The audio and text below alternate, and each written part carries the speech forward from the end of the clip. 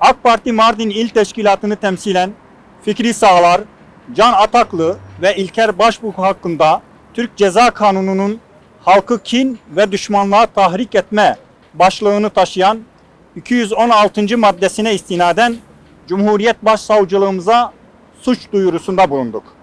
Milli iradenin üstünlüğünü hazmedemeyenler olmuştur.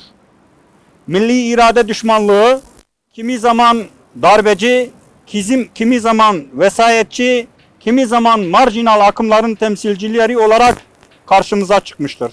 Tüm diğer siyasi partileri de demokrasi karşıtı bu açıklamalara tepki vermeye davet ediyoruz. Benzer her türlü girişime karşı da aynı kararlılıkla mücadele edeceğimizi de özellikle belirtmek istiyoruz.